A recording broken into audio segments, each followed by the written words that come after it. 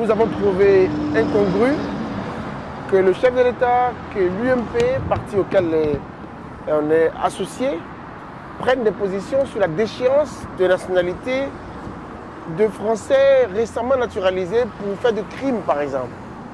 Nous trouvons que la déchéance de la nationalité, c'est une décision très grave. Il y a des cas très importants prévus dans la Constitution et dans la loi où ce genre de choses peut se faire. Toucher à la nationalité. Juste une chose, il ne s'agit pas seulement des Français récemment devenus Français.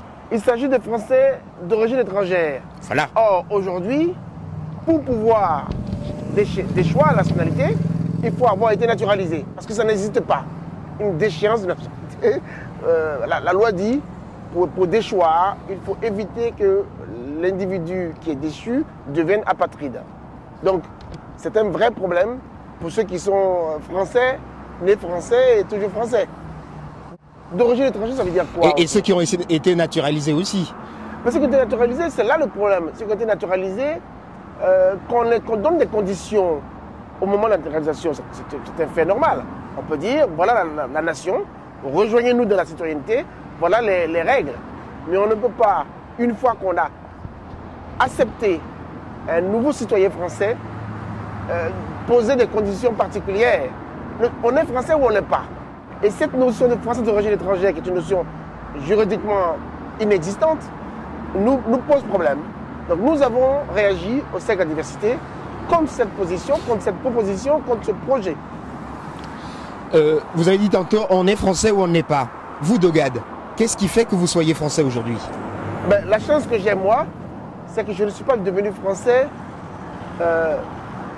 par naissance le territoire. J'ai choisi d'être français. Je suis né à l'étranger et j'ai choisi la France, en toute connaissance de cause. Et la différence, c'est? La différence, c'est quelqu'un, mes gamins qui sont nés français sur le territoire et qui, eux, n'ont pas choisi. À qui il faut qu'on apprenne un certain nombre de références, de valeurs de notre histoire commune. Il faut que la République, d'une part, et les familles, d'autre part, fassent leur travail. On peut ne pas être contre, on peut ne pas être d'accord, on peut s'insurger, mais respecter la République. Souvent, ceux qui prennent des positions particulières vis-à-vis de la République sont en mal de République, demandent la République. Moi, je suis arrivé de l'étranger, d'Afrique, et j'ai fait le choix de demander la nationalité française, et la République a accepté que je devienne français. Et donc, j'aurais pu faire autrement. J'ai fait le choix. Et donc, c'est en connaissance de cause que j'ai fait. Et puis, j'étais majeur pour faire ce choix-là. Le souci, c'est quand on n'a pas travaillé énormément le civisme et la citoyenneté. Notre problème général, c'est que nous ne transmettons pas, via l'école, via les institutions et via les familles, je dirais, le socle de valeurs qui fondent la nation française.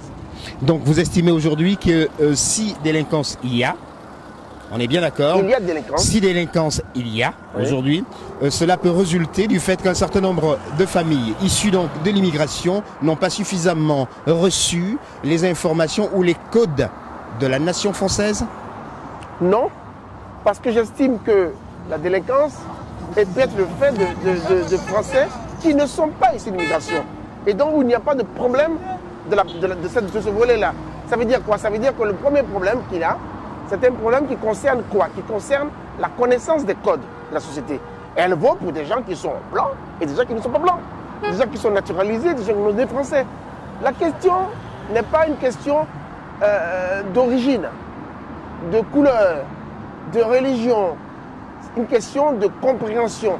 Et ça, c'est un élément qui vaut dans toutes les couches de la population. Très bien, mais il n'en demeure pas moins quand même que quand un certain nombre de personnes s'expriment, et particulièrement ceux de la majorité ces derniers temps, ce qui ressort de leurs propos concerne surtout et avant tout, on va les dire très clairement, des Noirs et les Arabes.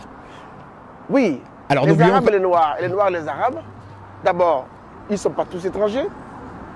Et quand ils sont français, ils ne sont pas tous issus de l'immigration récente. Et même si c'était le cas, il y a une sorte de stigmatisation qui englobe. Quand on est français, on n'a pas à catégoriser qu'on soit d'origine étrangère ou pas. Si ce dont on veut parler, ce sont des Noirs et des Arabes, mais on parlera de certains Noirs et de certains Arabes, comme de certains Blancs. C'est un danger parce que si on commence à mettre en place des systèmes juridiques, judiciaires, en fonction de la couleur ou de l'origine, on n'a pas fini. Et on va se retrouver, d'un moment à l'autre, à stigmatiser les Roms, ce qui est déjà fait, à faire un point sur les musulmans, à faire un point sur des gens qui sont plutôt grands. On ne peut pas passer son temps à toucher la République et les citoyens en fonction de telle ou telle caractéristique. La sécurité est un droit premier de liberté fondamentale. Et nous demandons que la majorité accélère les moyens et les structures pour la sécurité. Mais une fois qu'on a dit cela, il ne s'agit pas de l'indexer à l'immigration, à telle couleur, à tel quartier populaire. Il faut assurer la sécurité pour tous et ça n'a rien à voir avec les origines. Cher De Gued, vous êtes, comme je le disais tantôt, président du Cercle de la Diversité. Qu'est-ce que c'est le Cercle de la Diversité? Le Cercle de la Diversité est né en 2006 à l'UMP pour soutenir la candidature de Nicolas Sarkozy. Sur l'impulsion de qui? Sous l'impulsion de Yves Jégo, ancien député, ancien ministre, avec une dizaine d'entre nous, responsables nationaux de l'UMP. Ce cercle est devenu donc le Cercle de la Diversité 2007 et a choisi à la fin 2008 de devenir autonome, de devenir un mouvement politique autonome qui reste lié à la majorité et à l'UMP par un contrat d'association. Ce qui nous donne une liberté de ton, d'engagement et qui nous permet de préparer les futures échéances avec nos propres candidats au sein de la majorité présidentielle. Donc vous restez, vous êtes UMP, vous l'assumez, vous êtes militant, engagé UMP, vous l'assumez totalement, en étant aujourd'hui en même temps président du Cercle de la Diversité. Quelles sont les valeurs de cette structure? Le Cercle de la Diversité réunit ce que nous appelons des républicains sociaux, des gens qui veulent faire revivre les valeurs de la République. Dans quelques jours, on va célébrer la naissance de la Troisième République, avec des valeurs qui sont des valeurs de justice sociale, de méritocratie, d'effort, de travail, tout ce que des hommes et des femmes dans notre pays se sont battus pour avoir.